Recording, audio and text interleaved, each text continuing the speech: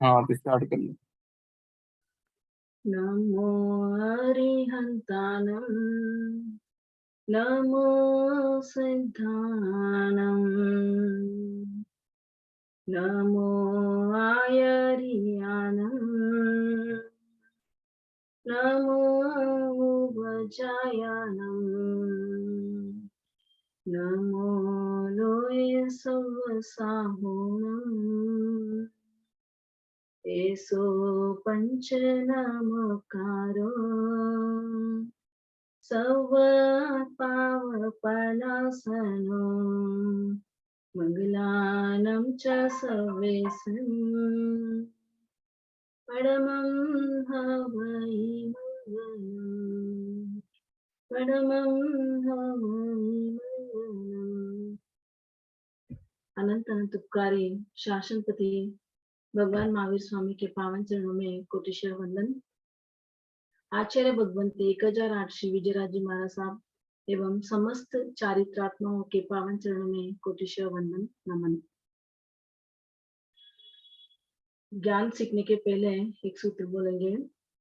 जो जन श्रद्धा भाव से करे श्रुत का ज्ञान ज्ञानावरणीय कर्म टने प्राप्त करे सद्ज्ञान।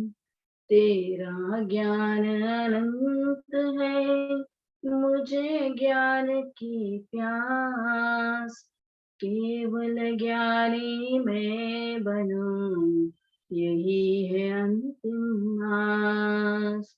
केवल दर्शी मैं बनूं यही है अंतिम आस। आत्मानंदी मैं बनूं यही है अंतिम आस।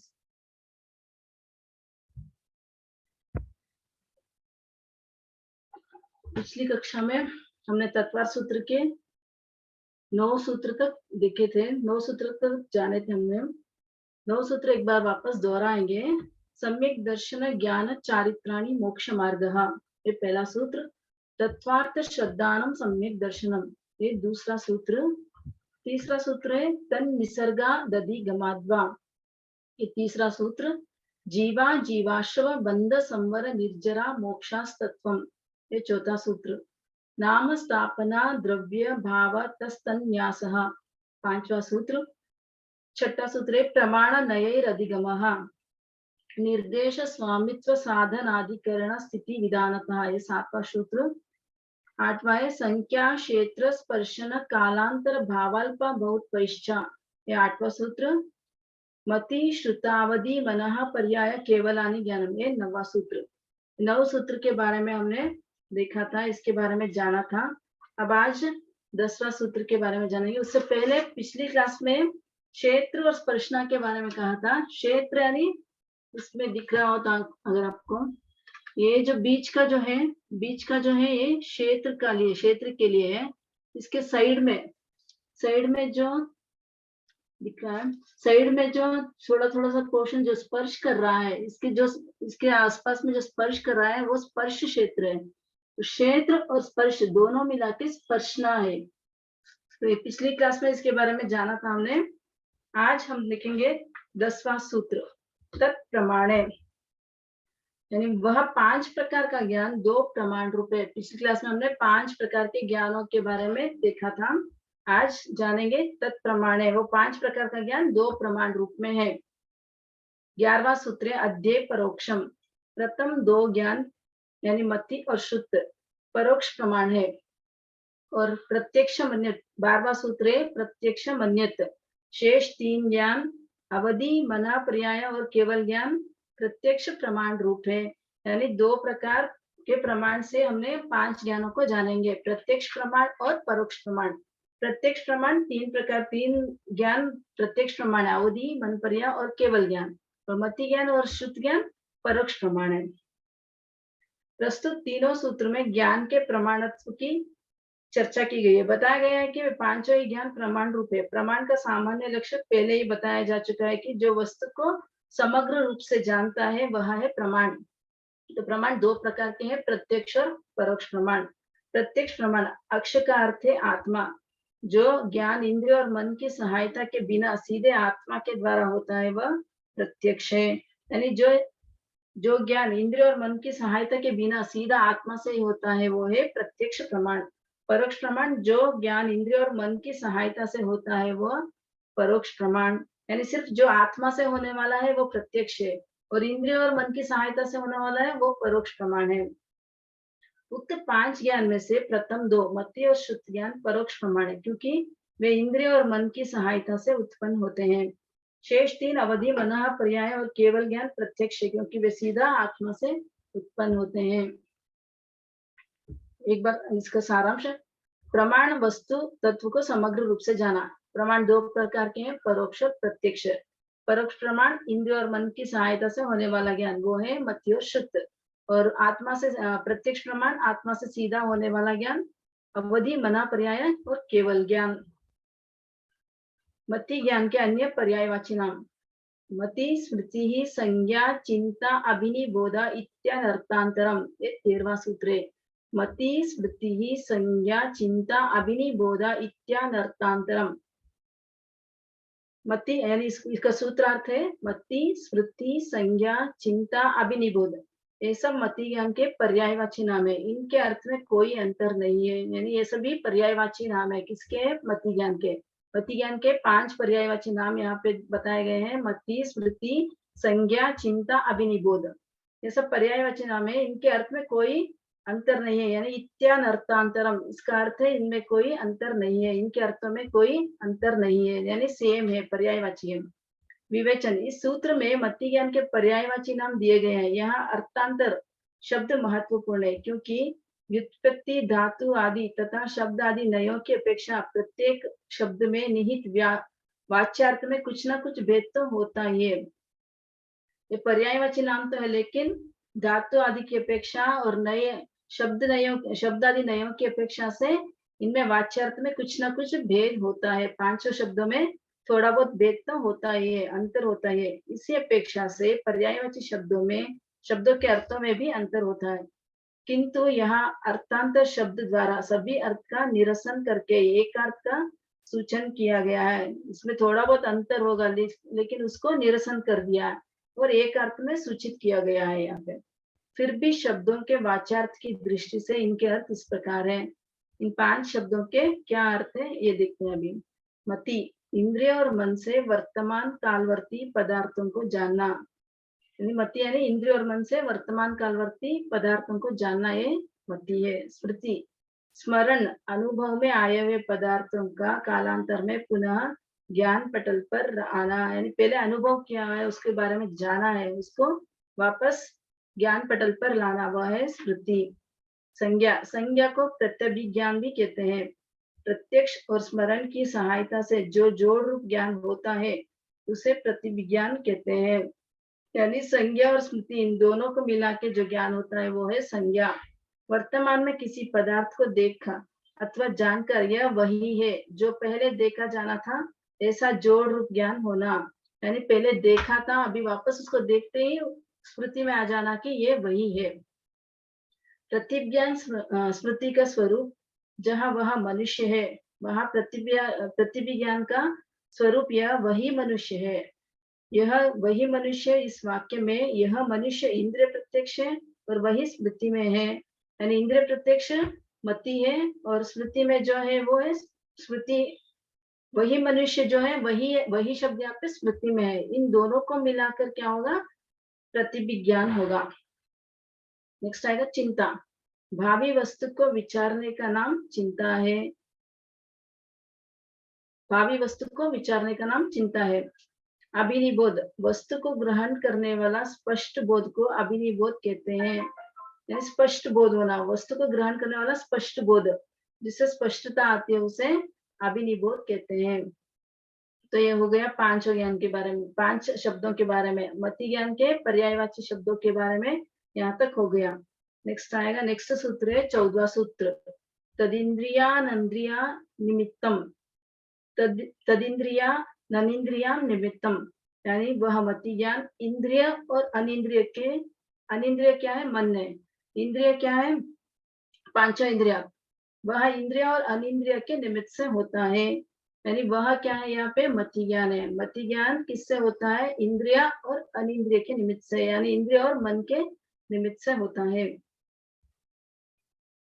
विवेचन, इस सूत्र में मति ज्ञान के उत्पन्न होने के दो कारण बताए गए हैं। एक कारण है इंद्रिय और मन, ये दो बाह्य कारण है। अंतरंग कारण तो मति ज्ञानावर्ण्य कर्म का संयोगक्षम है। यानी इंद्रिय और मन ये दो तो बाह्य कारण है, और अंतरंग कारण क्या है? मति ज्ञानावर्ण्य कर्म का संयोगक्षम है। आगे आएगा 15वां सूत्र, अवग्रहे हावाय धारणा, ये 15वां सूत्र है। मति ज्ञान के अवग्रह, इहा, आवाय और धारणा, ये चार भेद है। इस सूत्र में मति ज्ञान के अवग्रह आदि प्रमुख चार भेद बताए गए हैं। पहला है अवग्रह, नाम जाति आदि की विशेष कल्पना से रहित सामान्य रूप वस्तु को ग्रहण करने वाला अव्यक्त ज्ञान अवग्रह कहलाता है। इस ज्ञान में निश्चित प्रतीति नहीं होती है कि किस पदार्थ का ज्ञान हुआ है, केवल इतना सा ज्ञात होता है कि यह कुछ है। कुछ शब्द सुने, उसके बारे में कुछ भी नहीं पता कि ये क्या शब्द था। थोड़े से शब्द का सिर्फ स्पर्श हुआ, यानी कानों में शब्द पड़े, लेकिन बिल्कुल भी ज्ञान नहीं होगा कि इसमें ये कौन सा शब्द है, किसका शब्द है, कहाँ से निकला है, कुछ भी इसके बारे में जानकारी नहीं मिलेगी। यह है अवग्रह। नेक्स्ट है ईहा। ईहा शब्द का सामान्य अर्थ है चेष्टा या इच्छा। अभी शब्द को सुना, लेकिन कुछ भी पता नहीं चल रहा कि वो क्या है। उसके बारे में इच्छा प्रकट होगी, जानने की इच्छा प्रकट होगी कि वो शब्द क्या था। तो ये जानने की जो इच्छा है वह है इहा। अवग्रह के द्वारा जाने हुए पदार्थ को विशेष रूप से जानने की चेष्टा करना कि जो शब्द सुने हैं वो किसके हैं। यहाँ पे उदाहरण दे रहे हैं, तबले के हैं या वीणा के। मृदु शब्द है, इसलिए शायद वीणा के ही होने चाहिए। यहाँ पे भी अभी तक कंफर्म नहीं हो रहा है कि कौन से शब्द हैं। यहाँ पे भी शायद लगा हुआ है कि ये वीणा के शब्द हो सकते हैं। मृदु शब्द है इसलिए वीणा के हो सकते हैं। आगे आएगा अवाय। यहाँ के द्वारा जाने हुए पदार्थ का निश्चय हो जाना कि ये शब्द वीणा के ही है। यहाँ पर निश्चय हो रहा है कि ये शब्द वीणा के ही है। अवग्रह और यहाँ में कुछ भी स्पष्ट नहीं हुआ। अवाय में निश्चय हो रहा कि ये शब्द वीणा के ही है। ईहा में ये शब्द वीणा के होने चाहिए, इस प्रकार ज्ञान होता है। जबकि अवाय में यह वीणा के ही है, इस प्रकार का निश्चयात्मक ज्ञान होता है। यहाँ पर निश्चय हो जाता है कि यह शब्द वीणा के ही है। धारणा, अवग्रह, ईहा, आवाय द्वारा प्राप्त ज्ञान स्मृति में संजो कर रख लेना, कालांतर में कभी भी विस्मृत ना होने देना धारणा। यानी इसको स्मृति में याद रख लेना कि यह वीणा के ही शब्द है, यह आवाज वीणा की ही है। जैसे जब जब जैसी आवाज आवे तो ये वीणा की आवाज है, यह निर्णय पूर्व की धारणा के आधार पर से ही होता है। यानी वो कभी भी अगर वापस वीणा की आवाज सुनेगा तो वो ये निश्चयात्मक निश्चय पूर्वक कर सकता है, वो निर्णय भी कर सकता है कि ये शब्द वीणा के ही है।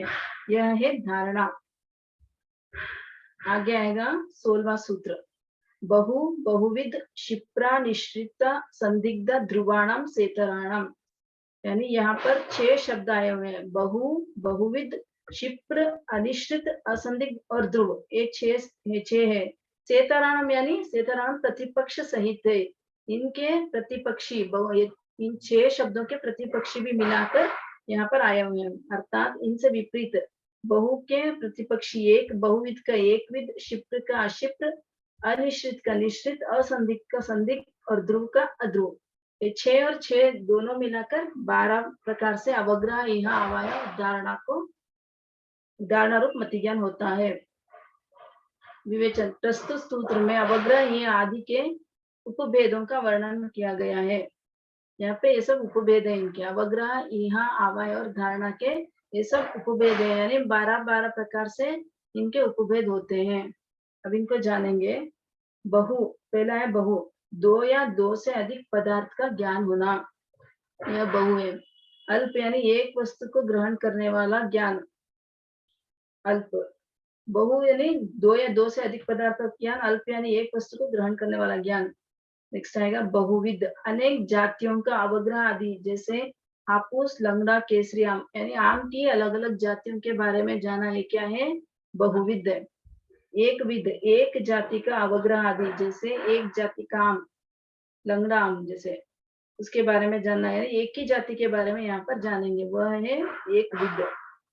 बहु अल्प का तात्पर्य वस्तु की संख्या से है, यानी पहले फर्स्ट और सेकंड बहु और अल्प उससे वो संख्या के बारे में बताएगा, और बहुविध एक विद का तात्पर्य उसके प्रकार या जाति से है, कौन से प्रकार की है कौन सी जाति की है। आगे आएगा क्षिप्र, क्षयोपशम की निर्मलता से शब्दादि का शीघ्र ग्रहण करना, यानी जल्दी से ग्रहण कर लेना कि वो क्या है करके। क्षयोपशम, उसकी क्षयोपशम इतना निर्मल होता है कि वो शीघ्र ग्रहण कर सकता है, ये है क्षिप्र। क्षिप्र शब्द आदि को विलंब अथवा देरी से ग्रहण करना, यहाँ पर क्षयोपशम की निर्मलता कम है इसलिए वो विलंब से या देरी से ग्रहण करता है, वो है अक्षिप्र। अनिश्रित, वस्तु को बिना चिन्हों के ही जानने की क्षमता रखना, बिना कोई चिन्ह है, बिना देखे उसको जानना, वो अनिश्रित है। निश्चित, किसी पदार्थ के अनेक चिन्हों से, उनके चिन्हों से जानना, यानी कोई सिंबल या किसी चिन्ह से, चिन्ह के द्वारा जाना जाता है, वो है निश्चित। असंदिग्ध, पदार्थ का संशय रहित ज्ञान, यानी जिस पदार्थ में कोई संशय नहीं रहता है, वह है असंदिग्ध। संदिग्ध, वस्तु को जानने में संशय रह जाना। असंदिग्ध और संदिग्ध को अनिश्चित और निश्चित भी कहा जाता है, इसका अपर नाम क्या है, अनिश्चित और निश्चित भी कहा जाता है। असंदिग्ध और संदिग्ध को अनिश्चित और निश्चित भी कहा जाता है। आगे आएगा ध्रुव, जो मति ज्ञान एक बार ग्रहण किए हुए पदार्थ को सदा के लिए स्मृति में धारण किए रहता है, यानी उसको एक बार स्मृति में आ गया तो उसको कभी भी भूलेगा नहीं, वो है ध्रुव। अध्रुव यानी जो ज्ञान सदा का स्मरण में न रहे, विस्मृत हो जाए, यानी अभी किसी के बारे में जाना हो, थोड़ी देर बाद भूल जाना है, थोड़े दिन बाद भूल जाना, वो है अध्रुव। आगे आएगा 17वां सूत्र, अर्थस्य। अवग्रह, यहाँ आवाय और धारणा, इन चारों के अर्थ वस्तु का प्रकट रूप को ग्रहण होता है। इससे अर्थ से अवग्रह, यहाँ आवाय और धारणा, इन चारों से अर्थ का ग्रहण होता है। आगे सूत्र आएगा 18वां सूत्र, व्यंजनस्य अवग्रह। व्यंजन यानी अप्रकट रूप पदार्थ का केवल अवग्रह ही होता है, इसमें सिर्फ अवग्रह तक ही ज्ञान होता है। व्यंजनावग्रह में सिर्फ अवग्रह तक की ज्ञान होता है, और अर्थ से में अवग्रह, यहाँ आवाय और धारणा, इन चारों के अर्थ से ग्रहण होता है। न चक्षुरनिंद्रियाभ्याम, यानी चक्षु और मन से व्यंजन अवग्रह नहीं होता है। न चक्षुरनिंद्रियाभ्याम, चक्षु का उपयोग यहाँ पे नहीं हो रहा, और मन का भी उपयोग नहीं हो रहा है व्यंजन अवग्रह में। विवेचन, प्रस्तुत तीनों सूत्रों में अवग्रह के दो भेद बताए गए हैं, व्यंजन अवग्रह और अर्थावग्रह। व्यंजन अवग्रह इंद्रियों का पदार्थ के साथ संयोग तथा अव्यक्त अप्रकट पदार्थ का अवग्रह, उसे व्यंजन अवग्रह कहते हैं। जैसे शब्द का कान से टकराना कुछ है, यह स्पष्ट निर्णय भी यहाँ नहीं होता है, यानी शब्दों का कानों से टकराना, लेकिन यहाँ पे कुछ भी निर्णय नहीं हो पाएगा कि कौन से किसकी आवाज है, क्या शब्द है करके। आगे आएगा अर्थावग्रह, कुछ है इस प्रकार का ज्ञान। यहाँ पे थोड़ा सा और आगे आ गया है, थोड़ा सा और जान रहा है कि यहाँ पे कुछ है। व्यक्त प्रकट पदार्थ के अवग्रह को अर्थावग्रह कहते हैं, जैसे आवाज को महसूस करना, शब्दों को महसूस करना। व्यंजनावग्रह और अर्थावग्रह जिस प्रकार होते हैं, अथवा इंद्रिय का विषय के साथ संपर्क होने पर ज्ञान का क्रम कितने धीरे धीरे आगे बढ़ता है, इसे समझने के लिए एक दृष्टांत दिया जाता है। एक व्यक्ति गहरी नींद में सोया हुआ है, दूसरे व्यक्ति उसे जगाने के लिए बार बार आवाज देता है। वह सोया हुआ व्यक्ति पहली बार आवाज देने पर नहीं जागता है, दूसरी बार आवाज देने पर भी नहीं जागता है। इस प्रकार बार बार आवाज देने पर भी उसके कान उस ध्वनि पुद्गलों से पूरी तरह भर जाते हैं। तब वह अवबोध सूचक कर गया, नींद में है, सिर्फ वो क्या करेगा, बस इतना ही करेगा, उसको कुछ भी नहीं पता कि क्या बोल रहे हैं करके। यह शब्द करता है, बस इतना ही शब्द करेगा, लेकिन उसको कुछ भी नहीं पता चला कि ये किसके शब्द हैं। ध्वनि पुद्गलों से कान के आपूरित होने से असंख्य समय लगता है, यानी जितनी देर तक वो ध्वनि पुद्गल अपने कान में भरे, उसमें असंख्यात समय लगते हैं। इंद्रिय और विषय का यह असंख्य समय वाला प्राथमिक संबंध व्यंजन अवग्रह है, यानी स्टार्टिंग का जो टाइम है वह व्यंजन अवग्रह है। इसके पश्चात व्यंजन अवग्रह से कुछ ज्यादा व्यक्त किंतु फिर भी अव्यक्त शब्द का ग्रहण अर्थावग्रह है, यानी उससे थोड़ा सा और जानने लगेगा, वो है अर्थावग्रह। अर्थावग्रह को अव्यक्त इसलिए कहा जाता है कि इसमें भी जाति गुण द्रव्य की कल्पना से रहित वस्तु का ग्रहण यानी बोध होता है। इसमें भी उसको कंफर्म नहीं है कि जाति क्या है, उसके गुण क्या है और द्रव्य क्या है, ये सब कंफर्म नहीं है उसको। ऐसा अर्थावग्रह में होता है। वो उसकी कल्पना से रहित होता है, यानी कौन सी जाति का है, कौन सी गुण का है, द्रव्य की कल्पना से रहित होता है और वस्तु का ग्रहण यानी बोध होता है। इतना ही बोध होता है उसमें कि कुछ शब्द सुना है, बस इतना ही बोध होगा, वह है अर्थावग्रह। वही मति ज्ञान के 336 भेद ये कैसे होते हैं जानेंगे हम। व्यंजन अवग्रह यानी अप्रकट अव्यक्त। व्यंजन अवग्रह में कहाँ तक जानेगा, सिर्फ अवग्रह तक की जानेगा, इसलिए अवग्रह का एक भेद लिया गया है। और यह चक्षु और मन के अलावा यानी 5 इंद्रियों में चक्षु को छोड़ देना और मन को भी छोड़ देना, तो होंगी 4 इंद्रिय। 4 इंद्रियों से ग्रहण करता है। 12 प्रकार के पदार्थ यानी 12 जो बहुविध क्षिप्र निश्चिता संदिग्ध ध्रुवाणाम, ये जो 6 शब्द देखे थे, जो 12 प्रकार के शब्द देखे थे, ये 12 प्रकार के शब्दों से गुणा करने पर 48 भेद आएंगे। 12 इंटू 4 करने पर 48 भेद आएंगे। नेक्स्ट आएगा अर्थावग्रह। प्रकट अव्यक्त। अवग्रह इहा आवाय धारणा, ये 4 प्रकार से यानी अर्थावग्रह 4 प्रकार से भी ग्रहण होता है, तो ये 4 प्रकार भी यहाँ पे लेने हैं। 4 प्रकार 5 इंद्रिय और मन से होते हैं, तो ये 6 प्रकार से भी लेने हैं। 4 इंटू 6 24, 4 इंटू 6 24 होंगे। और ये 12 प्रकार के पदार्थों से होते हैं, तो 12 24 इंटू 12 288 भेद होते हैं। अगर इसमें कोई डाउट हो तो कोई है क्या? तो कुल 288 भेद होते हैं। यहाँ पे व्यंजन अवग्रह के 48 और अर्थावग्रह के 288 भेद, कुल मिलाकर 336 भेद होते हैं। आज तत्वार्थ सूत्र यहाँ तक की रखेंगे।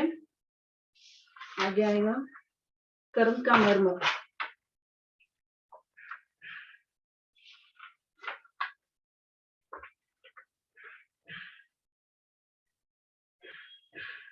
पिछली क्लास में हमने देखा था 8 कर्मों के बारे में, 8 कर्म की मूल प्रकृतियां के बारे में देखा था हमने। आ जाएगा घाती अघाती कर्म।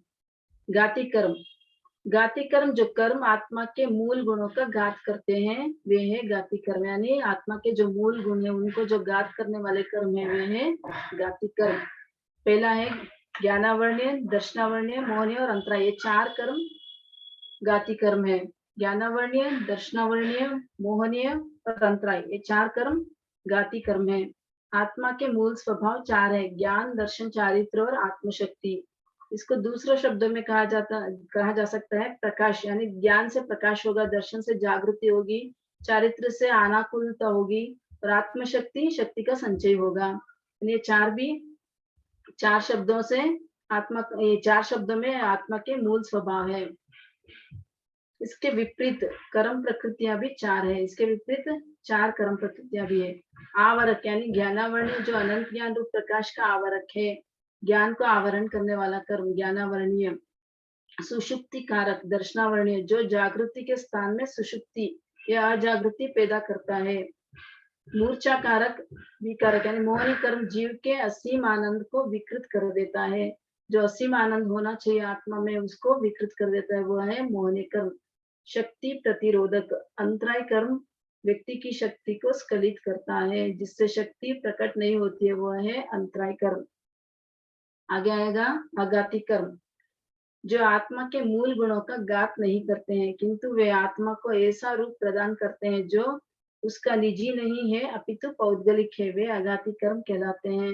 यानी ये 4 अघाती कर्म जो है वे आत्मा के मूल गुण तो नहीं है, लेकिन उसको आत्मा को रूप प्रदान करते हैं, पौद्गलिक रूप प्रदान करते हैं, जैसे शरीर आदि मिलते हैं। वेदनीय कर्म अनुकूल प्रतिकूल संवेदन अर्थात इंद्रिय जन्य सुख दुख का कारण है। वेदनीय कर्म क्या है, सुख दुख का कारण है। सुख दुख भी कौन सा है, इंद्रिय जन्य है, आत्मजन्य नहीं है। इंद्रियों से होने वाला सुख और दुख का कारण है वेदनीय कर्म। आयु कर्म आत्मा अमर है, किंतु उसको जन्म मरण रूप 4 गति में भ्रमण करता है। आत्मा क्या है, अमर है, ये मरने वाली नहीं है, ये अमर है, लेकिन उसको जन्म मरण कौन दे रहा है, आयु कर्म दे रहा है। आयु कर्म के कारण ही 4 गति में भ्रमण कराता है। नाम कर्म, आत्मा अरूपी है मगर ये आत्मा को शरीर, जाति, वर्ण, गंध आदि रूप को प्राप्त कराता है। आत्मा क्या है? अरूपी है, इसमें कोई रूप नहीं है, लेकिन इसको वर्ण, गंध, शरीर आदि कौन दे रहा है? नाम कर्म दे रहा है। गोत्र कर्म, आत्मा अगुरु लघु है मगर ये जीव में उच्च नीच का भेद कराता है। उच्च नीच का भेद कराने वाला कर्म कौन सा है? गोत्र कर्म। वेदनीय कर्म से जीव रोगग्रस्त या स्वस्थ होता है। आयु कर्म से देव, मनुष्य आदि बनता है। नाम कर्म से काला, गोरा या सुंदर कुरूप बनता है। गोत्र कर्म से उच्च नीच कुल में उत्पन्न होता है, तो भी उसके ज्ञान, दर्शन आदि गुणों में कोई असर नहीं पड़ता है, इसलिए इन्हें अघाती कहा जाता है। यानी वेदनीय कर्म से रोगग्रस्त हो सकता है, अस्वस्थ हो सकता है या स्वस्थ भी हो सकता है। और आयु कर्म से देव, मनुष्य, नरक, तिर्यंच में भी जा सकता है। नाम कर्म से काला, गोरा बन सकता है, सुंदर बन सकता है, कुरूप बन सकता है। और गोत्र कर्म से उच्च नीच कुलों में भी जा सकता है, लेकिन इनसे ज्ञान, दर्शन आदि गुणों में कोई भी फर्क नहीं आने वाला। उसके ज्ञान में कोई फर्क नहीं आने वाला, दर्शन में कोई फर्क नहीं आने वाला, इसीलिए इन्हें अघाती कर्म कहते हैं। इन 4 कर्मों को अघाती कर्म कहते हैं। चारों घाती कर्म आत्मा के अलग अलग गुणों का घात करते हैं। फिर मोहनीय कर्म को जीतना प्रदान क्यों कहा गया है? चारों घाती कर्म में अलग अलग गुण का घात करते हैं, फिर भी मोहनीय कर्म को जीतना प्रदान क्यों कहा गया है? यानी मोहनीय कर्म को सभी कर्मों का राजा है, तो एक मोहनीय को जीत जाए तो सभी कर्मों को जीत सकते हैं, ऐसा कहते हैं। तो इस प्रश्न का उत्तर है, ज्ञानावरण के कारण जीव सम्यक रूप से जान नहीं पाता है, दर्शनावरण के कारण यथार्थ नहीं देख पाता है, और अंतराय कर्म के कारण विविध शक्तियों का उपयोग नहीं कर पाता है। यानी ज्ञानावरण से सम्यक रूप ज्ञान नहीं हो सकता है, जान नहीं सकता है। दर्शनावरण से यथार्थ नहीं देख सकता है, और अंतराय कर्म के कारण विविध शक्तियों का उपयोग नहीं कर पाता है। जबकि मोहनीय कर्म के कारण जानते देखते हुए तथा अपनी शक्ति व सामर्थ्य का उपयोग करने योग्य होते हुए भी विभावों में इतना फंस जाता है कि वह उनका यथार्थ आचरण नहीं कर पाता है, क्योंकि मोहनीय कर्म दृष्टि में भी विकार उत्पन्न करता है और आचरण में भी। यानी यहाँ पे दर्शन और चारित्र दोनों में भी विकार हो जाते हैं। दर्शन भी यहाँ पे शुद्ध नहीं हो सकता है और चारित्र भी यहाँ पे शुद्ध नहीं हो सकता है मोहनीय कर्म के कारण। ये सब कर्म तो एक एक कोई डकरे, लेकिन मोहनीय कर्म दोनों को, दर्शन और चारित्र दोनों में फंस जाता है जीव मोहनीय कर्म के कारण। दोनों का आचरण अच्छी तरह से नहीं कर पाएगा। मोहनीय कर्म से अपन को ज्ञान है कि क्रोध नहीं करना चाहिए, मान नहीं करना चाहिए, लेकिन फिर भी वो आ जाता है, उसको हम दबा नहीं सकते, वो आ ही जाता है, थोड़ा बहुत मान तो आ ही जाता है किसी भी करके। तो इन सब में हम फंसे हुए हैं, इसीलिए मोहनीय कर्म सभी कर्मों का राजा है और इसको जीतना प्रदान कहा गया है। कर्मों की विभिन्न अवस्थाएं, कर्मों की अलग अलग अवस्थाएं क्या क्या हो सकती है ये देखते हैं। पहला है बंध। बंध का अर्थ है जुड़ना, बनना, संयुक्त होना। नवीन कर्मों के ग्रहण को बंध कहते हैं, यानी नवीन कर्मों को आत्मा के द्वारा आकर्षित होता है तो वह बंध कहलाता है। अर्थात मिथ्या तो अविरति, प्रमाद, कषाय तथा योग के निमित्त से आत्मा प्रदेशों में परिस्पंदन होने पर अनंत अनंत प्रदेश वाले सूक्ष्म कर्म पुद्गलों का ज्ञानावरणी आदि रूप में परिणत होकर आत्मा के साथ क्षीर निर्वत अथवा लोहाग्निवत एकमेक हो जाना बंध कहलाता है। यानी आत्मा के साथ अनंत अनंत प्रदेशों का सूक्ष्म कर्म पुद्गलों का ज्ञानावरणी आदि रूप में परिणत होकर आत्मा के साथ क्षीर निर्वत, जैसे जैसे पानी और दूध का एक मिलन हो जाता है, जैसे पानी और दूध एक दूसरे में मिल जाते हैं, उसको अलग नहीं कर सकते, वैसे ही कर्म और आत्मा मिल जाते हैं, उसे बंध कहते हैं, एक में खो जाना। उदय, कर्म के फल प्रदान करने की अवस्था को उदय कहते हैं। कर्म का परिपाक या विपाक होने पर शुभाशुभ फल को भोगना उदय कहलाता है। यानी कर्म को बांधा है वो उदय में आएगा, यानी उसका फल भोगना। फल भोगना क्या है? उदय है। अर्थात बांधी गई कर्म की स्थिति के अनुसार अथवा अपवर्तना, उद्वर्तना आदि कारणों से कम हुई अथवा बढ़ी हुई स्थिति के अनुसार यथा समय उदयावलिका में प्राप्त कर्म का वेदना होना उदय कहलाता है। यानी अपवर्तना, उद्वर्तना, अपवर्तना में कर्मों की स्थिति को कम करते हैं और उद्वर्ता में कर्मों की स्थिति बढ़ जाती है। तो यह कम की हुई और बढ़ी हुई स्थितियों का भोग होना क्या है? उदय, उदय कहलाता है। यह उदय दो प्रकार के हैं, रसोदय व प्रदेशोदय। रसोदय बंधे हुए कर्मों का साक्षात अनुभव करना रसोदय है, यानी उसको साक्षात अनुभव करा। मनुष्य गति में, मनुष्य में हूँ, अभी मैं मनुष्य हूँ, इसका साक्षात अनुभव करना क्या है? रसोदय है। जैसे मनुष्य गति के दलिकों को मनुष्य गति के उदय के रूप में भोगना। जो कर्म उदय में आकर स्वभावेन फल देकर शय को प्राप्त होते हैं, उसे रसोदय कहते हैं। यानी स्वभाव से, स्वभाव से आकर फल देते हैं, उसे रसोदय कहते हैं। फूल शूल के स्पर्श का स्पष्ट अनुभव लेने के समान रसोदय है, यानी फूल से अपने को अनुभव सॉफ्टनेस का अनुभव होता है, और शूल से यानी चुभन सा अनुभव होता है। तो इनके स्पर्श को हम लोग अनुभव कर रहे हैं, जो अनुभव में आता है वो है रसोदय। आगे आएगा प्रदेशोदय। बंधे हुए कर्मों को अन्य प्रकृति में संक्रमित कर भोगना प्रदेशोदय कहलाता है। यानी जो कर्म बंधे हुए हैं उन्हें अन्य प्रकृतियों में संक्रमित कर देना, यानी उनको अन्य प्रकृतियों में मिला देना वह है, और उसको भोग लेना वो है प्रदेशोदय।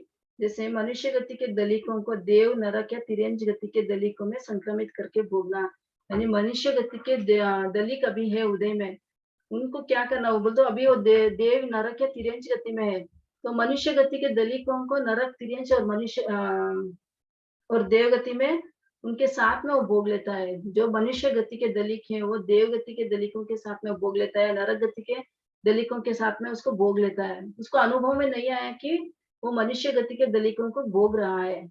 इससे जो अनुभव में नहीं आएगा वो है प्रदेशोदय।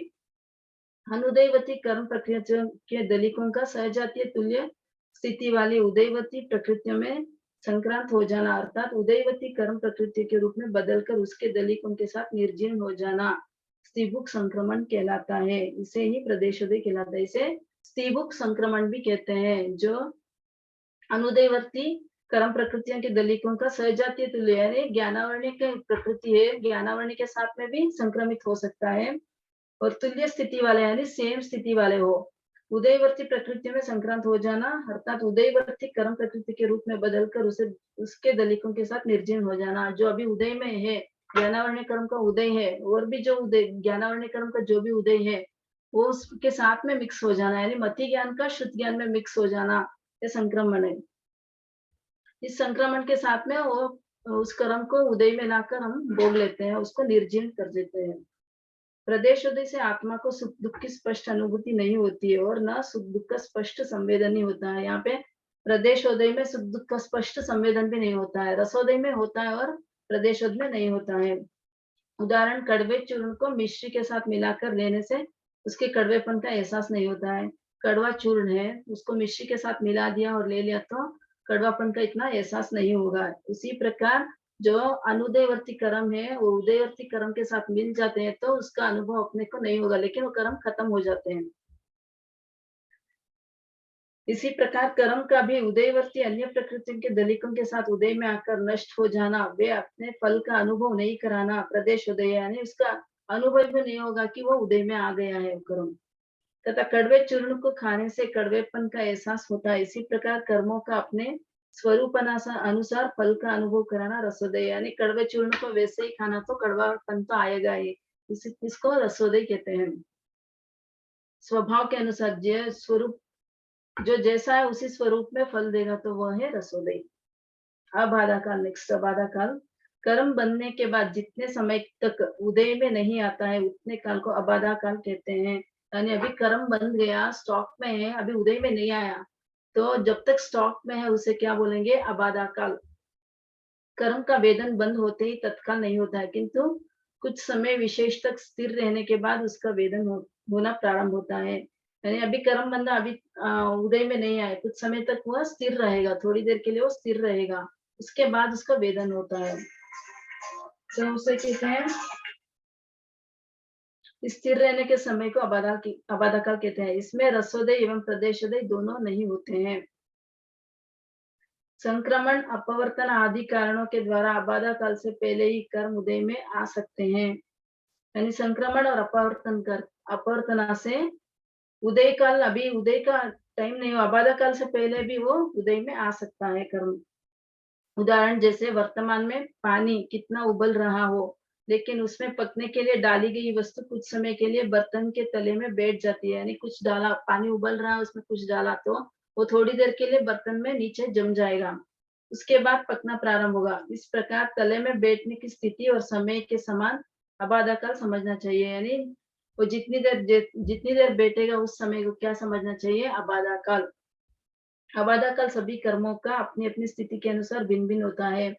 एक कोड़ा कोड़ी सागरोपण की स्थिति पर 100 वर्ष का आबादा काल होता है, यानी किसी ने कर्म की स्थिति बांधी एक कोड़ा कोड़ी सागरोपम की, उसका आबादा काल कितना होगा, 100 वर्ष, यानी 100 वर्ष के बाद वो उदय में आ सकता है।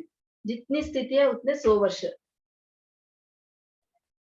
इस प्रकार जिस कर्म की जितनी कोड़ा कोड़ी सागरोपम की स्थिति होती है उतने 100 वर्ष का आबादा काल होता है। जितनी सागरोपण यानी जितने कोड़ा कोड़ी सागरोपम की स्थिति को बंद किया है उतने 100 वर्षों का आबादा काल होता है। कोई व्यक्ति 1 साल से शराब के, उदाहरण दे रहे हैं इसके बारे में, कोई व्यक्ति 1 साल से शराब के नशे में है। अब उसने शराब पीना छोड़कर सात्विक जीवन शैली अपनाई है। एक व्यक्ति शराब पी रहा था लेकिन अब शराब पीना छोड़ दिया है। क्या एक ही दिन में उसका स्वास्थ्य सुधर जाएगा? एक ही दिन में वो ठीक थोड़ी हो जाएगा? नहीं। सात्विक जीवन शैली तो असर करेगी, लेकिन पुरानी आदतों का असर जाने में भी समय तो लगेगा ही। सात्विक जीवन शैली उसका तो असर रहेगा ही। उसने शराब छोड़ी है तो उसका असर भी रहेगा, लेकिन पुरानी जो आदतें हैं उनका असर भी रहेगा। दुनिया में चाहे कोई भी कार्य हो, पेड़ लगाना, व्यापार करना, सभी का परिणाम हाथों हाथ तो नहीं मिलता है। कुछ भी कार्य कर रहे हैं उसका परिणाम हाथों हाथ तो नहीं मिलता है। हर कार्य का परिणाम एक समयावधि के बाद ही मिलता है, यानी कुछ समय व्यतीत होने के बाद ही उसका फल मिलता है। पर फिक्र नहीं, मिलेगा जरूर, यानी ये तो मिलेगा ही। आबादा काल है लेकिन उसका फल भी मिलेगा। कर्म आबादा काल में तो भी उसका फल उदय में आएगा ही। बंद, उदय व आबादा काल को समझने के लिए उदाहरण यहाँ पे इन तीनों चीजों को समझने के लिए एक उदाहरण दे रहे हैं। बंद, उदय व आबादा काल को अलार्म के द्वारा समझा जा सकता है।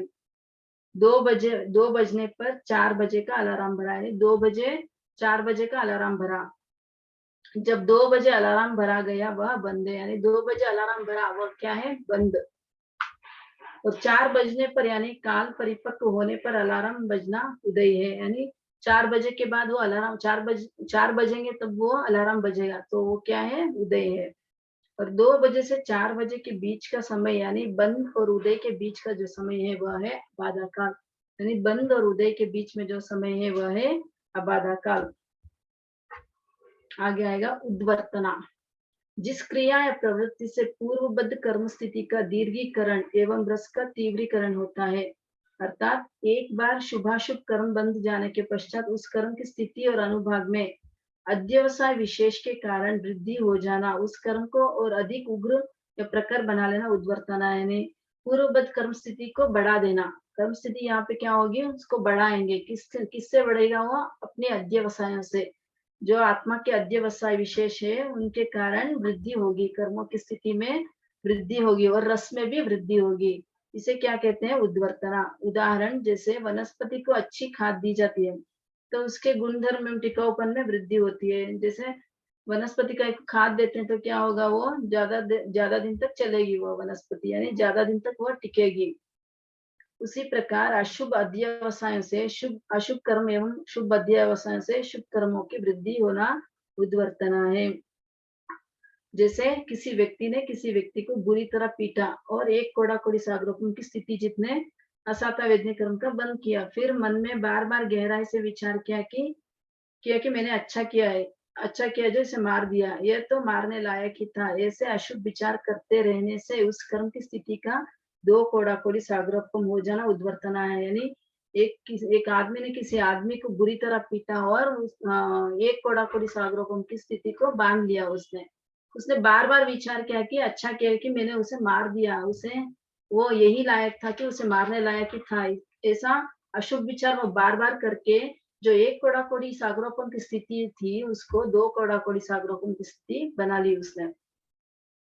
यह उदाहरण अशुभ कर्म की उद्वर्तना से संबंधित है। इसी तरह शुभ कर्म के विषय में भी समझना चाहिए।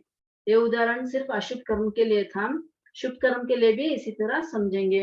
यानी उद्वर्तना यानी कर्मों की स्थिति और रस दोनों को बढ़ा देना। अब आएगा अपवर्तना।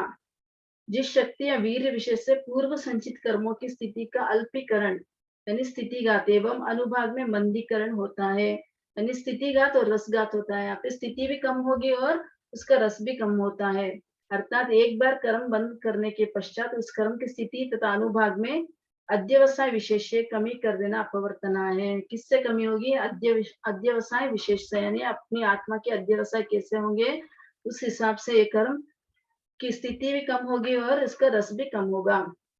उदाहरण, जब खेतों में फैक्ट्रियों का केमिकल मिक्स पानी आ जाता है तो मिट्टी एवं फसल दोनों की गुणवत्ता में कमी आ जाने से फल और सब्जियों में रस कम हो जाता है। यानी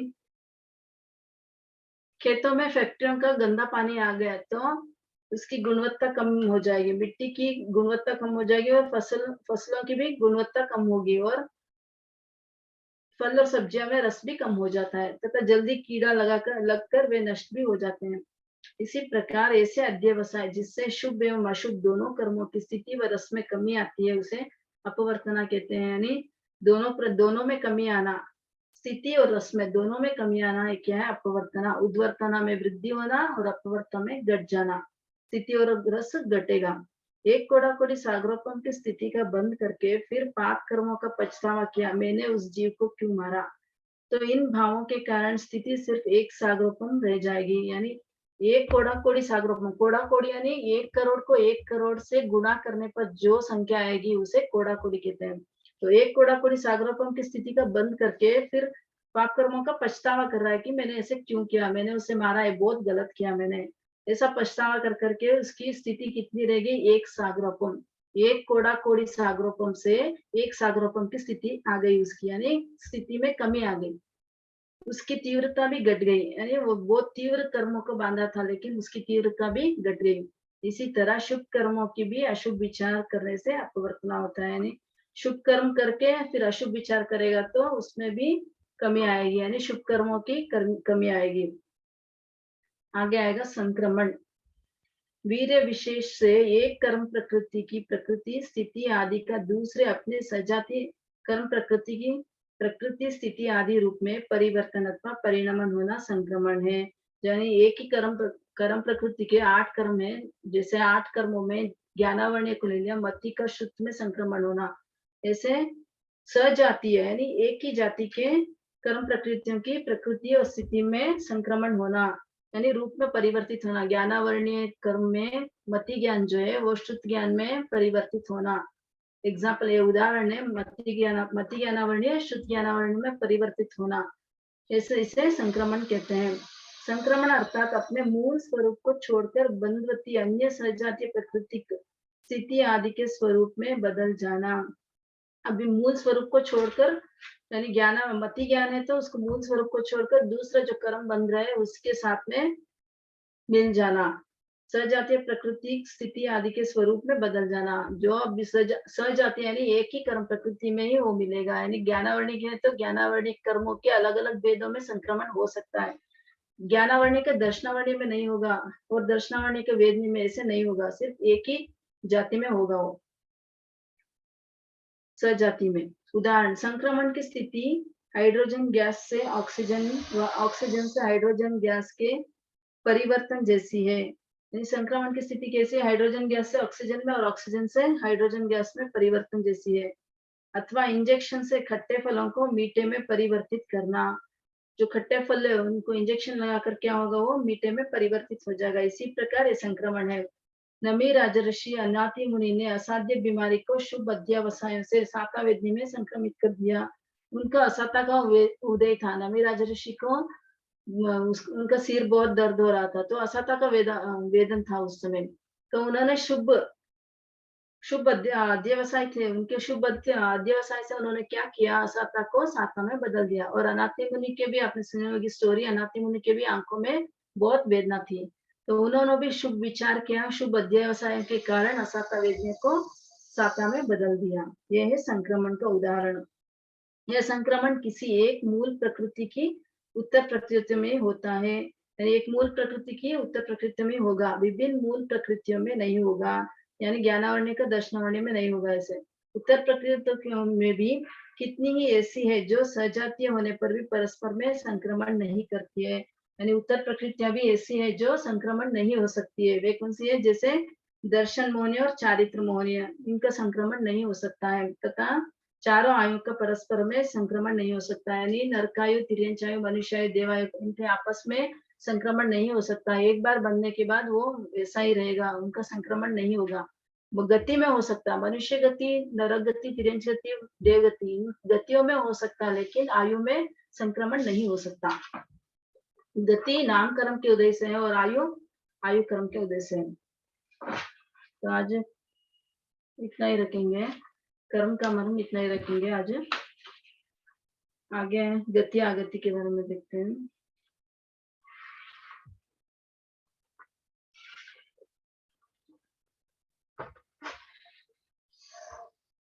पिछली क्लास में हमने तिर्यंच गति की आगति और गति दे के बारे में जाना था। आज हम लोग समूर्चिम मनुष्य यानी मनुष्य गति में आगति और गति कितने कितने की होती है ये देखेंगे आज। समूर्चिम मनुष्य में आगति 171 की लड़ी। 171 में क्या क्या आएगा? 101 समूर्चिम मनुष्य, 15 कर्म भूमिज मनुष्य के अपर्याप्त और पर्याप्त, और तिर्यंच के 40 भेद आएंगे। यहाँ पर तेवुकाय और वायुकाय इनके अपर्याप्त और पर्याप्त ऐसे 4 वेद, 8 वेदों को छोड़कर सूक्ष्म बादर पर्याप्त पर्याप्त ऐसे 4 वेदों को छोड़कर 8 वेद छोड़ना है। तेवुकाय और वायुकाय के 8 वेदों को कम करके 171 की लड़ी आएगी। 179 की लड़ी में से 8 वेदों को कम करना है। पिछली क्लास में देखा था 179 की लड़ी क्या है? 101 समूर्चिम मनुष्य, 48 तिर्यंच और 15 कर्म मनुष्य के पर्याप्ता और अपर्याप्ता। तो 179 में ये 8 कम करेंगे तो 171 की लड़ी होगी, 171 वेद आएंगे। और उनकी समूर्च मनुष्य की गति है 179 की लड़ी। यहाँ पर तेवुकाय और वायुकाय क्यों नहीं आ रहे हैं? कोई बता सकता है? मीता जी ये क्या?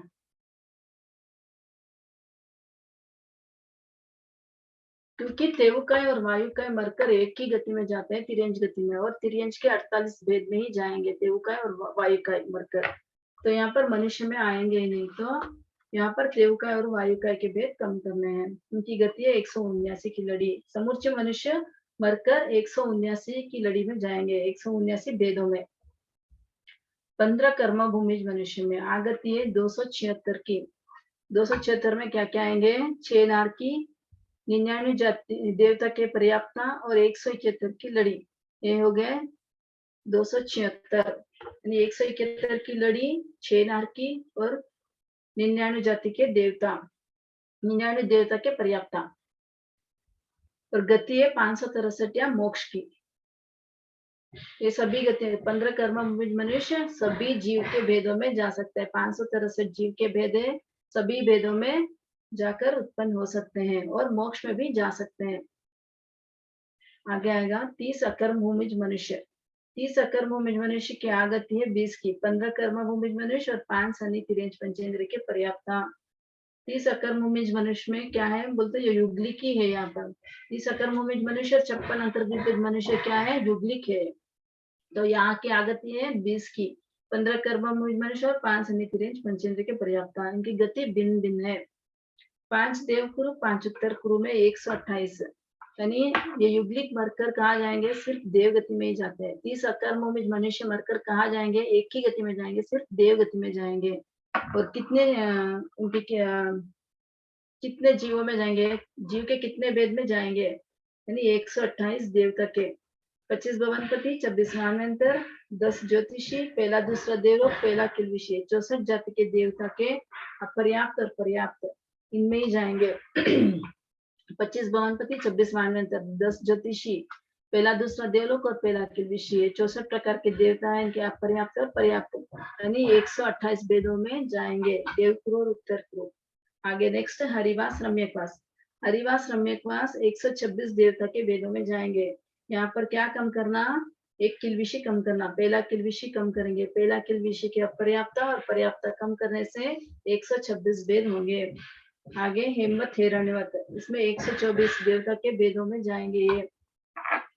तो एक यहाँ पे क्या कम करना? दूसरा देवलोक क्या? पर्याप्त और पर्याप्त, ये 2 कम करेंगे तो 124 वेद होंगे।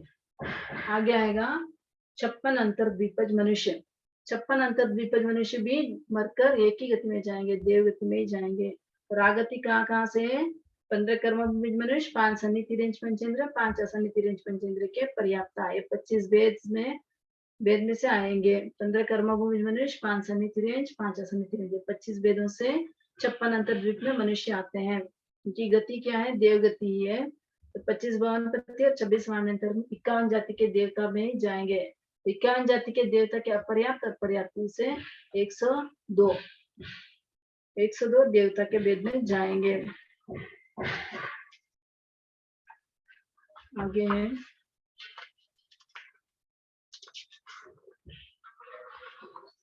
तीर्थंकर। तीर्थंकर में आगति है 38 की। तीर्थंकर 2 गति से ही आते हैं, नरक और देव गति से आएंगे। तो तीर्थंकर की आगति है 38 की। 3 नारकी और 35 देवता के पर्याप्ता। 35 देवता के पर्याप्ता कौन से हैं? 12 देवलोक, 9 लोकांतिक, 9 ग्रेवेक और 5 अंतर विमान। यानी 38 वैमानिक के 38 वेद है, उसमें से 3 किलबिशी को छोड़ना, बाकी के 35 वेद पूरे आएंगे। 12 देवलोक, 9 लोकांतिक, 9 ग्रेवेक और 5 अंतर विमान।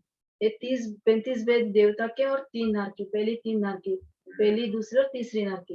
ये 3 नारकी और 35 देवता के पर्याप्त है। कुल मिलाकर 38 वेद।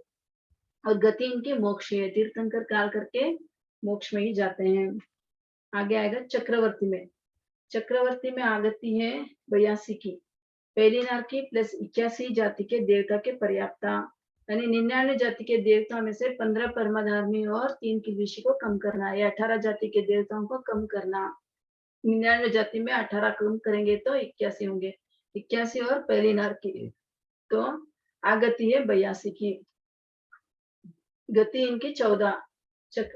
चक्रवर्ती 7 नारकी के पर्याप्त में जाएंगे। अगर दीक्षा नहीं लेंगे तो 7 नारकी के पर्याप्त और पर्याप्त 14 वेदों में जाएंगे। अगर दीक्षा ले तो साधु की गति के समान होगा, मोक्ष भी हो सकता है। आगे आएगा बलदेव। बलदेव में आगति है पहली, दूसरी नारकी और 81 जाति के देवता। जो ऊपर कहे गए 81 जाति के देवता हैं वे, और पहली, दूसरी नारकी। तो आगति है टोटल इनकी 83। और गति अमर पद, यानी बलदेव अवस्था में वो काल नहीं करते हैं, वो नियमा दीक्षा लेते हैं। तो बलदेव अवस्था में किसी की मृत्यु नहीं होती है। बलदेव नियम से दीक्षा ग्रहण करते हैं। तो दीक्षा लेने के बाद साधु की गति के अनुसार देव या मोक्ष में जाते हैं। देव गति में जाएंगे या मोक्ष में जाएंगे, जैसे साधु की गति है उसके अनुसार। आगे आएगा वासुदेव। वासुदेव में आगति है 32 की। पहली, दूसरी नारकी और 30 जाति के देवता के पर्याप्ता। 30 जाति के देवता कौन से हैं? 12 देवलोक, 9 लोकांतिक और 9 ग्रेवेक। वासुदेव में आगति कितने की है? 32 की। 30 जाति के देवता के पर्याप्ता और पहली, दूसरी नारकी है 32 की आगति है। गति इनकी 14। 7 नारकी के पर्याप्ता और पर्याप्त तो मरकर नियमा नरक में ही जाते हैं। तो 7 नारकी के पर्याप्त और अपर्याप्त में जाएंगे, यानी 14 वेद में ही जाएंगे वासुदेव मरकर। आगे आएगा केवली। केवली में आगति है 108 की। 15 कर्म भूमिज मनुष्य, 5 सन्निधि रेंज पंचेंद्र, 81 जाति के देवता, 4 नारकी और बादर पृथ्वी का, बादर अपका, बादर प्रत्येक शरीर, बादर वनस्पति का के पर्याप्ता, यानी 108 वेद से आ सकते। केवल 108 वेद से आए हुए जीव केवली बन सकते हैं। कौन से 15 कर्म भूमिज मनुष्य, 5 सन्निधि रेंज पंचेंद्रिय, 81 जाति के देवता। 81 जाति के देवता में यानी 99 जाति के देवता में से 18 छोड़कर 15 परमाधार्मी और 3 किलबिशी को छोड़कर 81 जाति के देवता और 4 नारकी और बादर पृथ्वी का, बादर अपका और प्रत्येक शरीर, बादर वनस्पति का के पर्याप्ता। ये 108 वेद हुए। गति इनके मोक्ष की है। आज इतना ही रखते हैं, आगे की क्लास में आगे करेंगे। जिनाज्ञा विरुद्ध कुछ भी कहने में आया हो तो मन वचन काया से तस्मिच्छामि।